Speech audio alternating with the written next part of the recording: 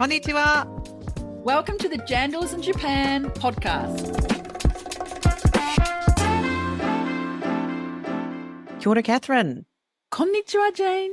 I am nearly back to full health. My daughter said I sound like Roy Kent from Ted Lasso. That's a compliment, Yeah, I've improved a lot since she told me I sound like Roy Kent. But yeah, we've not been very well here, and it's going all around Japan at the moment. Lots of people around you catching this bug. Yeah, there's quite a few people who are, as they call down station, like that, right? Mm. Down, who have collapsed as a result of this. What is it called? Did you say mycoplasma? I think it's called mycoplasma. Oh, mycoplasma. Thank you. Pneumonia, mycoplasma pneumonia. So it's like walking pneumonia, they call it. It's a sort of a lighter version that most people don't end up in hospital with it, let's just say. But yeah, lots of coughing going on. Everybody's coughing, and it goes on and on and on for at least 2 weeks, and then seems to get better. So yeah, that's why I've been a little bit wobbly recently. And watch out for it if you come to Japan, or if you're in Japan. This is what's going around at the moment. What can we do to help prevent it? Do we just need to stay calm? It's very spready. It's a very spready, spready one. So it's one of those Masks? droplet type ones. You might want to wear a mask if you want to stay well, if that helps. Yeah. Yeah, when you think of how many places you are, well, at least especially in Tokyo, when you go to events or gatherings, there are a lot of people in the same room together, and it's very easy, I suppose, if you are coming here and going to be in meetings, that it's a possible thing that could happen. So keep up some of that stuff that we learned a little while ago. The masks and the sanitizers and things like that, and just be really careful. Gargling's a great one. I love the old gargle because I think that gets rid of lots of stuff that just collates in your throat and can make you very susceptible. Well, it does for me. If I get a cold, it usually comes from my throat. Yeah, well, that's something my dad always used to tell me too. So who have we got on the show today, Catherine? Today we have Jay Wilson. Jay is a junior world motocross champion. He actually became a motocross champion when he was 14 in New Zealand. He won. We just love talking with him. He's now with the Yamaha team in Japan. I want to thank especially Jim, or also known as Hajime Aota-san, for your introduction of Jay, to have him come on the show. Obviously, he's doing test riding, he's doing development, he's doing pro racing for the Yamaha team here. And it was a little bit interesting for us to interview him, someone very different, a different sport, but gave us a brilliant perspective. I think you'll hear that, not only about what he's doing in his work, but aspects of his family and his family's induction into Japan and how they've gone. It's a really great episode. Hope you love it. Now let's hear it from Jay. Kia ora, Jay. Welcome to the Jandals in Japan podcast. Great to have you on the show.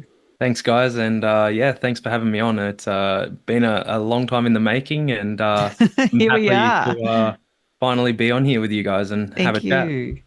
All right. We like to start up with a warm-up question. So okay. The warm-up question for you is, tell us something that's really cool about Shizuoka that we should know about. Not Mount Fuji. Yeah. Sorry, you're not allowed to have that one. Yeah. Everybody knows you can see Mount Fuji from Shizuoka, right? I think it has a lot of wonderful things, but I think one of the best parts about it is corn season. It's got the best corn you could ever get. It's so sweet and juicy. There's lineups for... You guys understand the Japanese lineups? Yeah. Yeah, people will line up in the heat for 4 or 5 hours just to get a bag of corn. And I can tell you right now, it's worth it. Corn? Yeah. Did not know that. Yeah, so it's just down the road from my house here, and I think it's more of a Fukuroi thing, maybe. The Fukuroi specialty, right? Yeah, that but people obviously come for the Fukuroi corn. Yes, and I mean, green tea is very popular in this area, so... I thought you were going to say green tea. My wife, she's all about the matcha and green tea, so she loves it. I think she's very happy in this area for that. Wow. I don't know anything about Shizuoka other than green tea and Mount Fuji, so I'll add corn to that one. And we always blow through there on the bullet train going somewhere else, don't we? We don't normally stop in Shizuoka, do we, Catherine? Have you ever been there? Although there's some good sports stadiums there too, right? So you can play, Yes. get a bit of rugby there as well. So Yep. I have been to a stadium in Shizuoka, so that's cool. That's one thing I know. Oh, Woo, woohoo! Yeah, so I'm a supporter of the Yamaha Revs, the Blue Of Revs course. rugby team here in Yay. Iwata, and the Jubilo soccer team. So There you yeah, I go, the support those Revs. guys, and we've definitely got a good bunch of gaijins, foreigners in this area. So Wow, that's amazing. Thank you so much, Jay Wilson, for coming on the show. We know that you've hopped off your bike and yeah, pulled up the mic for today. I know you're really, really, really busy heading into the All Japan Championships. But we really wanted to welcome you because we heard a lot about you through Yamaha. One of mhm. the contacts that we have there, one of your bosses, I think, who Yep. I met recently said, you've got to have Jay on the show. He's so awesome. And you did ride in the Junior World Motocross Championships in New Zealand way back when you were 14 and you won. And Yes. that just put you on the map for motocross and for supercross. So that's just awesome. We're so glad to have you here. We know you came to Japan and, in fact, did join Yamaha, which Yep. is why you support those teams. And, you know, you came in 2022. So we just wanted to hear all about you because we're very proud that you are an amazing sportsman in Japan. We want to hear your story. Yeah, yeah. Thank you for having me on, and yeah, I'm excited to share some, I guess, information and some of my knowledge here in Japan. And it's 3 years now of us living here with my family here in Japan, and it's been an exciting time. A lot of highs and lows, as many people would expect, but it's been very exciting, and I wouldn't change it for the world. So Oh, it's so it's been good. fun. Yeah, but 14, heading over to Kiwiland and doing Yeah. this winning. My parents decided to move to the Gold Coast when I was 13, and at that time, we were just going racing as a family. My parents were funding everything at that time, and then I got support from a manufacturer in Australia at that time, and r raced for the factory junior development team, and a part of that when we moved to the Gold Coast, I guess that opportunity come alive because we were more central to a lot of things and there was Mm. more opportunities for me to go racing. And a part of that obligation was that I had to go to New Zealand to race. And at that time, we weren't going. So we went to New Zealand because of that obligation, and it was a great decision. Look what So, happened. I've actually got shivers right now when you said that story because I'm like, Mhm. there you go. There's your family putting Yeah. themselves behind you to get you there. And look what happened, Yeah, right? so and I went in as an underdog. I wasn't expected to win. I was always a second, third place guy. I was not the winning guy all the time. We went there and I qualified second in New Zealand, and it was raining, it was cold, it smelt. We were in Taupo. yeah. Smells a bit funny there with the so sulfur from the All the on. yeah. challenges. Yeah. Yeah, but the key thing was I had my family there and we were just going racing. We were staying in a motorhome. That's what we did. We went racing for the weekend and I had no expectations. If I finished top 10, we were happy.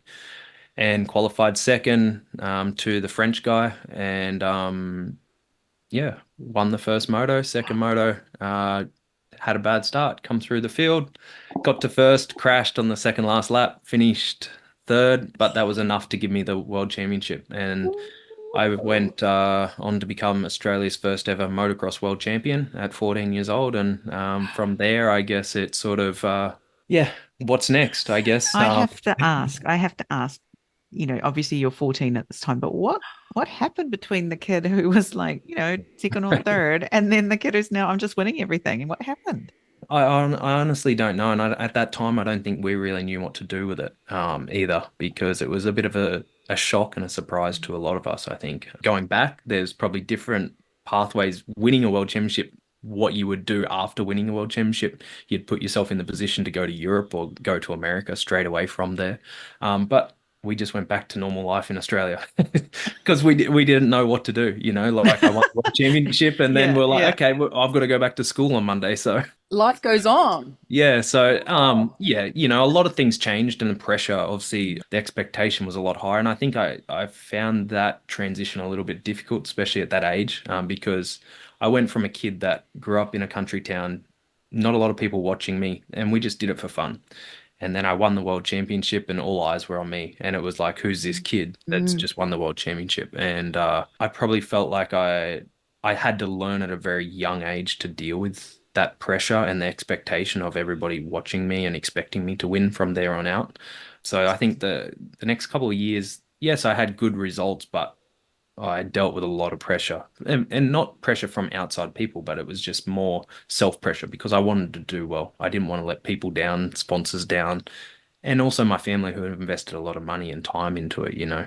And I guess that then started the process. Well, not even the process, but like the pathway of, oh, this could be a job. So then yeah, we went on from there and we went racing and then I turned pro in 2011. So yeah. And pro's not that long after, right? In No. 2009 when you won. So yeah, there's a lot of maturity going on there and some real hard work on yourself to get yourself to that point of turning pro. And look where you are now. Yeah, I've definitely learnt a lot during that time. I've had to mature very early, and I guess I got my school certificate. Like I passed grade 10 and then that was it. I went full-time racing. But during that time, there was a lot of highs and lows. Me trying to mature as now an adult in the workforce. How do I survive day to day financially as well? Because the first couple of years of a professional, you're definitely not making money. There's some people that do, but Australia and New Zealand, we're a smaller country and there's not a lot of budget and funding for those types of things at times as well, especially when you're starting out.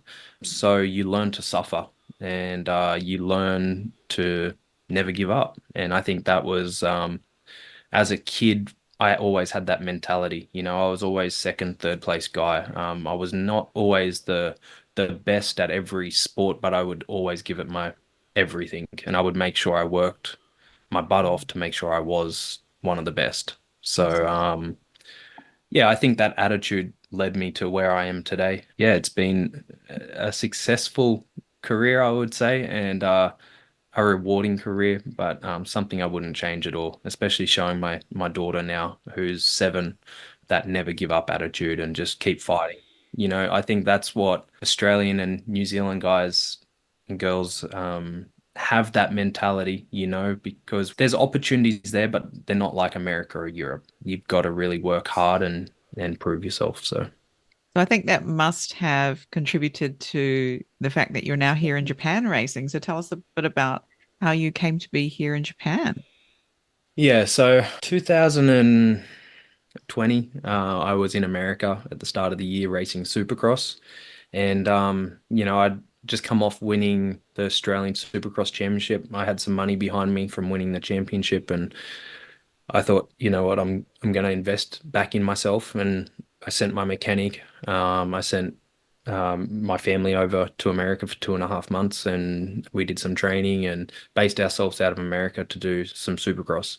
And then the world went into shutdown during COVID. Right. And at that point, I think I must have been around 27, maybe 26. And then, you know, I was in a point in my career where like I don't really know if I can sustain this taking like looking after a family and racing professionally. I was running a coaching business for Yamaha at the time as well.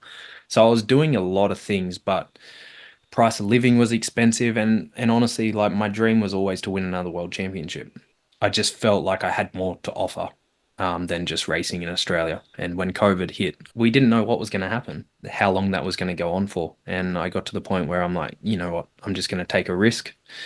I want to win world championships again, and I don't know if I can be in the position to do that now. I don't know if a team is going to take 2 to 3 years of risk of development and sacrifice and investment into me getting to the level that I need to be moving to Europe or America to do that. And I thought I'm going to send an Instagram message. And I sent a message to a guy here in Yamaha that I knew.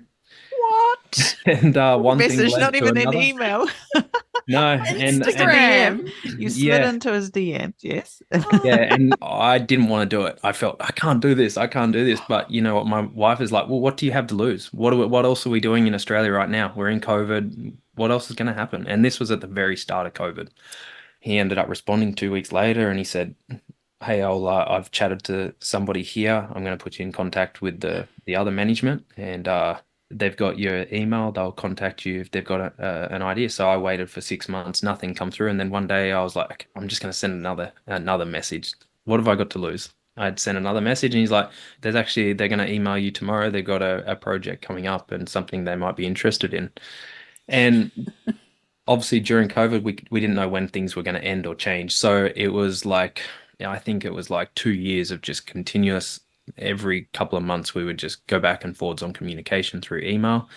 How can we make this work? What projects look like that are coming up? And one thing led to another at the end of 2021.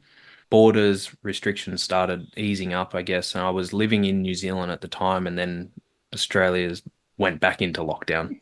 Australia So was one of the hardest, wasn't it? yeah, Yeah, yeah. Mm. So yeah. at that time, I was based in New Zealand, living near the Mount, and I flew back to Australia for a race. Sydney went into New South Wales went into lockdown, and I couldn't get back out of Australia.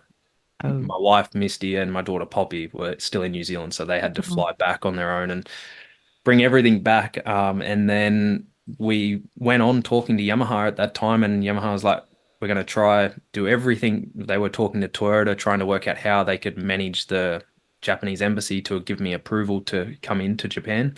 Toyota at the time, I think, was doing that with some of their test drivers and race drivers, and Yamaha were able to get support from them, work out the same process. They got me over for a race. Yeah, I spent what was it? I spent 2 weeks in a business hotel in Sendai eating gyutang and rice. And I was in sort of like this little bubble. Yamaha set up this personal gym for me, and at Sendai Sugo, like Yamaha's facility, I could run around. I had a carer with me that would drive me to and from there, but me and him were connected at the hip for 14 days, and I was testing every 3 days during that time out of a business Oh hotel. my God.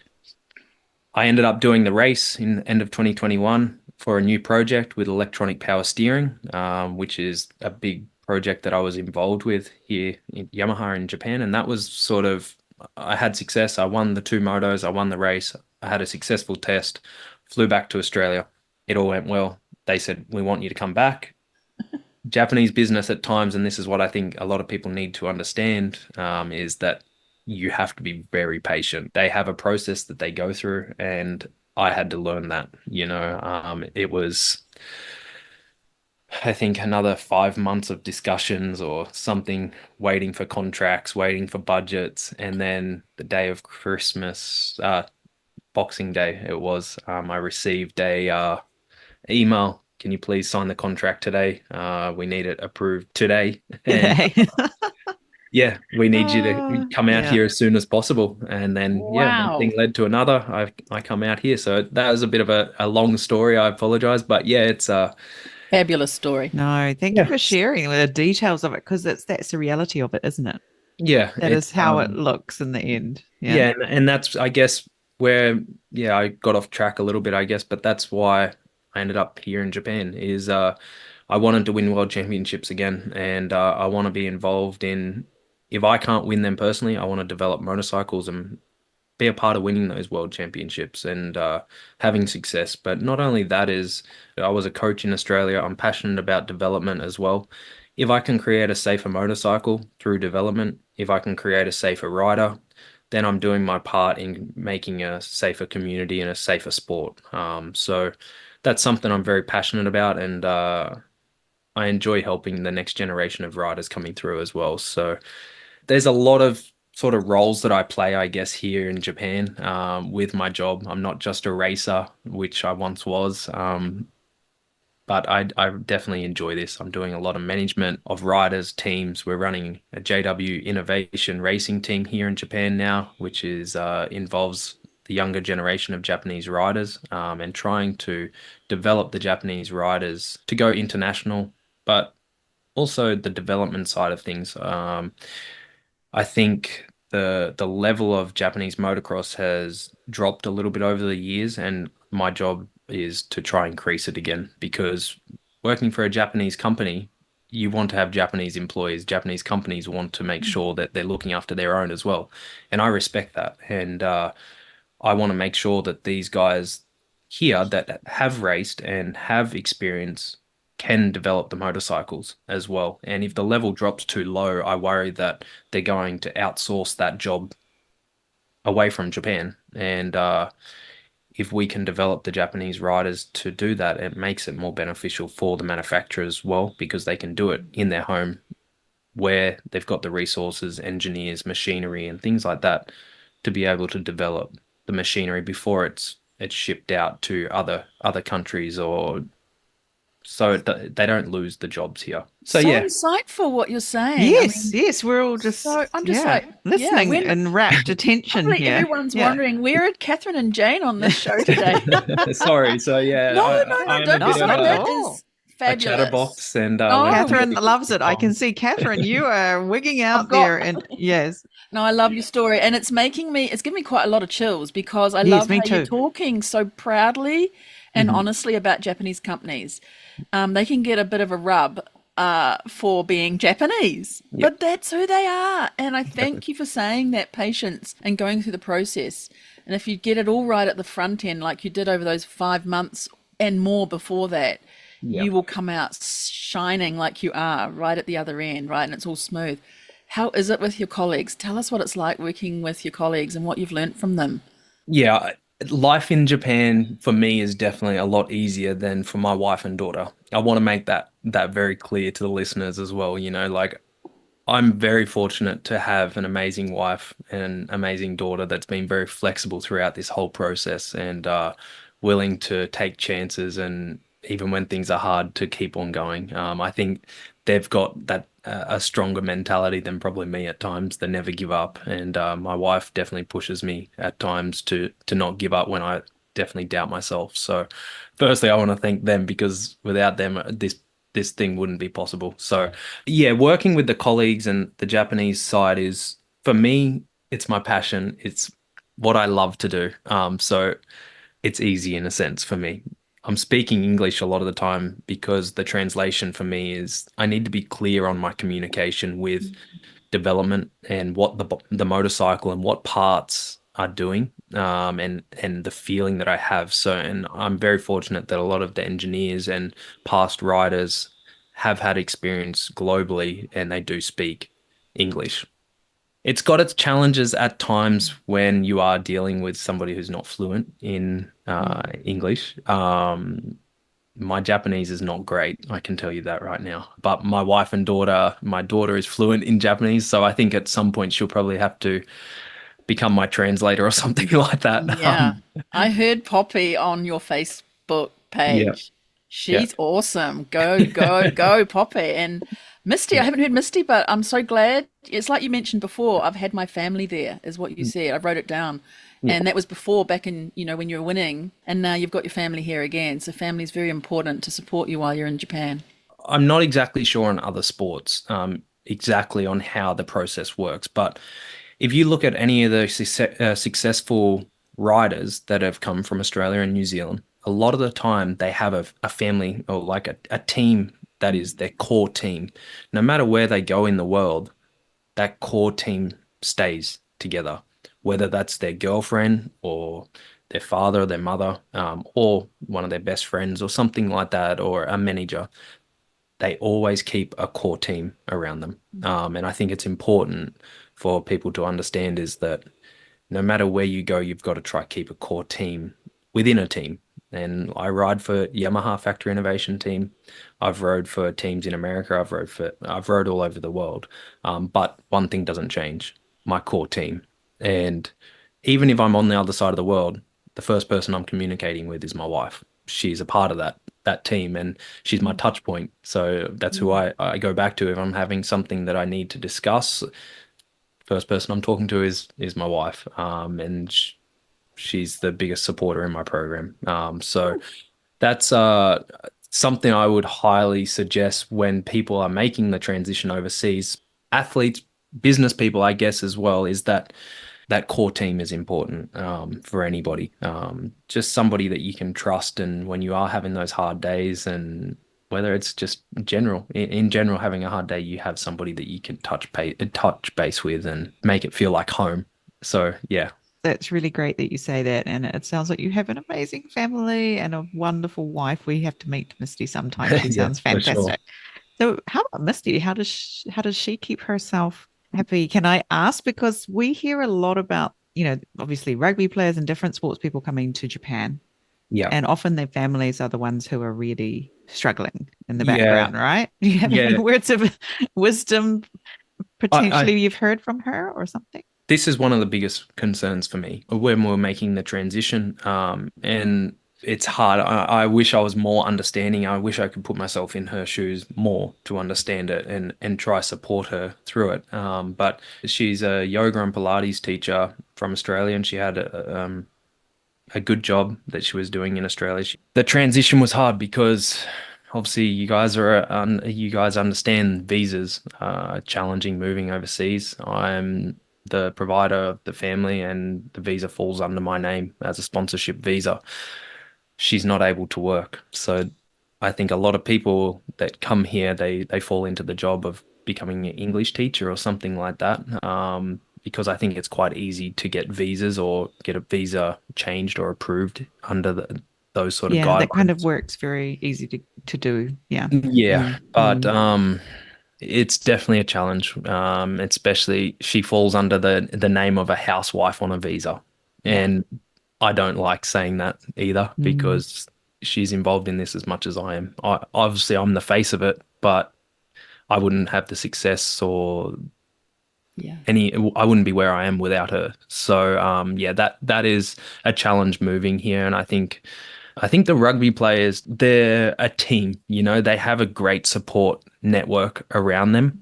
Obviously, depending on where you are, I'm sure that can be a lot easier. If you're in a city, there's a lot more foreigners and things like that to communicate with. But they're a team sport, so there's a lot of families, I guess, around each other. For us, it's been very being in Fukuroi where we are. It's sort of like a little farm area, a lot of rice fields and stuff. So it's rural Japan. So that's had its challenges on my wife as well, trying to communicate with other people that are alike. So it's important that we're always in communication, but we try to make sure that I do things away from my job. That I don't tend to normally ride on a weekend that I'm not racing. So those times we usually use as a family time. We usually try to really get out and explore Japan. But it's about trying to make a community here. And I've been very fortunate within Yamaha. And as a race team has a close bond. I've been with my mechanic for 3 years now, and he has a very nice family, which I would call his kids. They're like my kids. So we try to create that family atmosphere, and we try to, during summer break, go to camping and things like that with a community to give us more of a purpose other than just for my job here. So we try to live an active lifestyle we're using this time to explore Japan as well. Mm. So good. Hopefully When in the can we? future we can Yeah. So like that lovely. we've continued to explore it, and I think that's the best advice that I could probably give anybody that is making the Mm. transition to Japan is that your family is number one. Your wife or husband is your number one supporter, and you have to take care of them as well, and look after their needs. Thank you for shining a light on what it is really like to bring your family to Japan who, And yeah, may not have access to the same excitement and Mhm. and what is it, professional development that you're getting access to by being there, right? Yeah. yeah, and I mean, definitely, it's not. I want to make it clear is like, yes, it that maybe sound like that is the hard side of it, but there is many, many, many positives to this, and I think that's just like that's my caring side that I really feel that Yeah. for those people, because I can see that that can be a challenge. But sometimes you have to step out of your comfort zone and take risks, make a change, and you don't know what could happen and what comes from Mm. There you go. You heard it here. it. I'm so interested to know where we can come and see you, right? Yes. And how we can get more people interested in the sport because Yamaha's doing so much for promoting the sport here. So what would you say? And also I think we have to know where we can get your coffee because there's a coffee that is named after you or something, we heard. Yeah, so tell Yeah. us all of that. Yeah, I love coffee. Australia and New Zealand has the best coffee in the world. People can try argue that, but I'm telling you right now, it's We're the with best you coffee in in the that world. one. So that was the hardest thing probably coming to Japan was that I missed the coffee. So yeah, Jim, who I work with at Yamaha, was able to help me out with getting some good coffee locally, and I'm very thankful for that. But All Japan Motocross Championship is something that I'm passionate about and trying to develop right now. And a part of my job is developing motorcycles and the future of the company as well, Yamaha, and future products. And what better platform it is than using the All Japan Motocross Championship. I'm putting machinery through racing simulation. And I'm local to Japan, so it works out well. The All Japan Motocross Championship has throughout the years, it's always been the development ground, I guess, where you see a lot of new innovation and development first, and a lot of the world has always looked at Japan for this stuff to see what's going on, what's coming next, and during COVID, I think that slowed down a lot just the regulations, maybe based around COVID, they were quite strict, and I think it slowed down the production side of things a bit. But Mm. I think that is coming back now in Japan, and I want to make sure we're at the front of that as a company and continue developing. But we travel all over Japan. I'm always active on social media, YouTube. I'm trying to show as much as possible to the world, but also to the Japanese that what my family's about and how I get real, as you guys are Yeah, I've aware seen. here now on the podcast. I'm trying to be as open as possible and be real with everyone, and I do that on my social media and YouTube. And you can follow on the Wilsons. That's our YouTube channel, YouTube series that we've got going on. Jay Wilson YouTube channel and my social media. I'm more active on Instagram at the moment, JWilson_6, Facebook and X. I post a little bit on there. Mm. Links But in the bio. Yep. yeah, Not links in the so bio. Show Awesome. yeah, So we notes. Yep. can find you. We can just follow you and find where you play. Where you? Why did I say play? yeah, Where you're playing with it, but you're having a lot of fun, right? Where you're riding next, right? We can yeah, follow where yep. you So we're are. always showing where we're heading to next, and we've got some races coming up to finish our season out. We've got three more races left to go, and hopefully I can wrap up my third All Japan Motocross Championship Ooh. here Ooh, soon, and yeah, that would be a nice one it for me and my would family. be. So Hey, yeah, when's the really. next World Champs? For the World Championship, they're running. I think they've got another two rounds left of the World Motocross Championship in Europe. Mm. And yeah, we've had a bit of a challenging year, but we're learning a lot with the motorcycle in the World Championship. The AMA Supercross, we're having success in there. I'm involved in the American development as well. And Amazing. we've just won the 250 Motocross Championship in America as well. So Yamaha globally is having a lot of success, but I think we're having a lot of success in the development of our next generation of riders coming through. Not That's only, cool. we've just had a world champion just crowned from New Zealand, actually, Levi Townley. So he just won the same world championship I won when I was 14. He's the same age. Oh my Whoa, goodness. that's So super straight out of cool. Mount Maunganui area. Awesome. And that's where So the training camp, isn't that where you do your training as well when you go back? Yeah, so I spend a lot of Yeah. time in Motueka, top of the South Island, Nelson Mm, area, and mm. then also Bay of Plenty, Mount Maunganui area.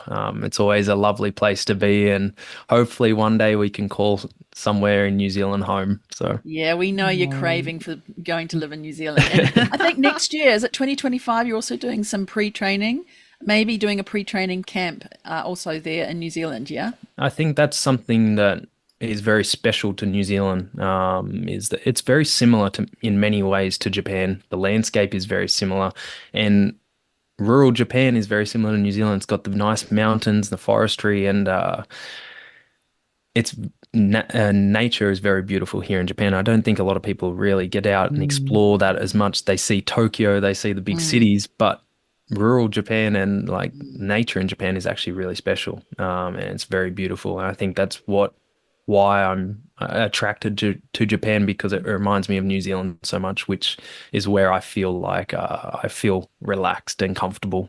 We love So that. Yeah, it's very similar in many ways, and I think New Zealand is a very action sport country. A lot of mountain biking, skiing, Mm, snowboard, mm, anything Mm. outdoors. Kiwis love it, and I think that's what resonates with me. And I think Japan also, it has the space to be like that as well. And I think over time it's going to develop. Yamaha obviously is very invested in the YPJ, the Yamaha mountain bike, and I'm now starting to push that here in Japan as well. Obviously, New Zealand has a big base for mountain biking. mm, Yeah. Um, and mm. like I said, the mountainside here in Japan has a lot of potential, and I hope that we continue to grow that. And not only wintertime, but the summertime, we can use the mountains for mountain biking and continue to evolve the Yamaha product and show the world what we have to offer. Mm. Very good. So we usually ask our guests about their one gem that they've got, but this whole podcast with you and your conversations about patience and everything, support, your core team, family has been a gem in itself. And I think your crystal ball moment that we normally ask guests was just exactly what you've said for the adventures that are ahead. Is there anything else you would love to tell us? Any other projects or initiatives or anything else you'd just like to leave our listeners with? Yeah, I mean, I think if I've got any advice for people that want to get involved in Japanese business is be patient, respect the culture, understand that there is a purpose for everything that they're doing. They have a process that they go through and respect that, learn it and try use it in other ways. I think the West has a very fast way of doing business. The Japanese tend to have a slower process, but try respect that. Try to learn why they're doing it, and I think if you can understand it and be respectful and be patient, I think you can have a successful career working with the Japanese, and it can be a very strong relationship because I do believe they are loyal. I do believe that when they believe in something, they really do stick behind it, and I think that mentality that Australian and Kiwis have is that we never give up. And I think they do appreciate that a lot here. And I think you will have a lot of success doing that moving forward. I think Japan, I really do hope it continues to grow here and foreigners do continue to do business here. And I think there's a big platform here and a lot of positives to gain moving forward from Japan. And I look forward to seeing what the future holds for these companies here in Japan and for people, expats that want to come to Japan and work globally. Wow, excellent. Look at that wrap up. Thank you so That was much. fantastic. Congratulations, then, Jay, on being a jandal in Japan. Thank you guys, and thank you for finally giving me that crown, and I appreciate it. Add And that to thanks your list of also, crowns there. yeah, to your Yamaha team and to Jim for inviting me to ask you to come on the show. I'm so glad you're Mm. here. Yeah. Yeah, and yeah, if anybody has any questions or wants to reach out and has any questions, I'm still learning the corporate world. And I want to make that clear as I don't have all the answers, but this is my side of it. This is my look in on working here in Japan, and I've loved it. I wouldn't change it for the world. My daughter's fitted in well here in schooling. They have a lot of options for English, and I think at a young age for my daughter, this is a great experience. So, Fantastic. Go Poppy. So yeah, I think your subscribers are going to go up and up on YouTube now after this. Thanks again so much for being on the show. thanks, guys, and yeah, take care and have a nice day. What a lovely, sweet guy Jay is. I enjoyed hearing his experiences with his family here and racing for Yamaha. Indeed. What a guy. I mean, he's gone through a lot. The family's gone through a lot and they love Japan. I mean, one of his great comments there was about learning to suffer, right? And how you can how it actually helps you to never give up. And I thought that was a really good spirit to show, right? And maybe suffer is a really heavy word, but as human beings, we do suffer from time to time, especially if we're in a different culture, a different climate. So I got that point really well. And I loved how he brought that out, but he said it gives you that spirit for Kiwis and Aussies never to give up. Mm. Yeah, and I think here in Japan, the harder it is for you, the more rewarding it is for you. Have you had those experiences, Catherine, where when you've done something that's really, really hard, like you've gone into a really unfamiliar Japanese environment and then you figured it out eventually? It was hard, but you got there, the other end, and then you're like, wow, look at me, I can do this now. That's probably some of the most rewarding things that I've done in Japan have been also the Yes, I think trickiest. so. Indeed. In the thick of it, when you're in the middle of that situation, it's not pleasant. It feels like you're trying to put onions in your eyes and you're crying. Like, I don't know what it feels like, but it feels awful at the time, but it's only after. Yeah. Like most of this In hindsight, human nature, we find out later on that was actually worth it. And we never develop, really, do we? And especially in Japan, you just, I don't know, I feel like it's all the things that he brought out, you know, that you come to your best self by going through so much. And he also brought out quite a number of times that he's always been a second and a third, right? And he's portrayed himself that way. And I really felt for him in that situation. There's some things in my life have been like that too. And I thought, well, you know, you end up somehow being very triumphant in a different way and in a different phase of your life. And he's certainly number one now with what he's done. Since we recorded, we know that they won that third championship. So he's had 3 back-to-back wins. So we're super excited about that. Well done again, Jay and the team. Omedetou gozaimasu. Yeah, well done, Jay.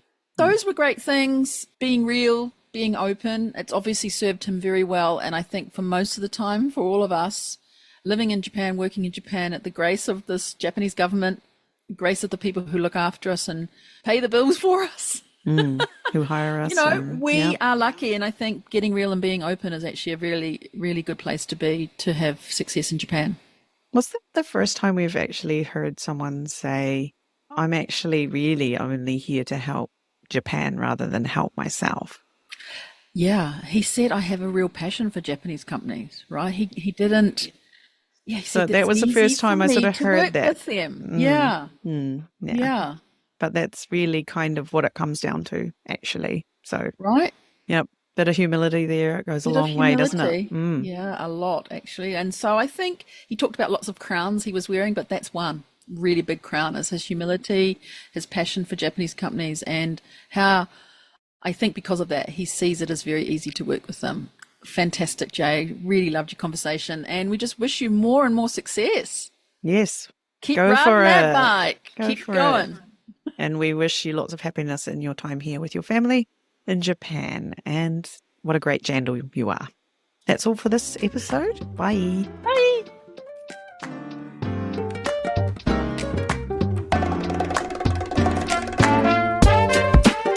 Thanks for listening. Make sure you check out our guests' links in the show notes.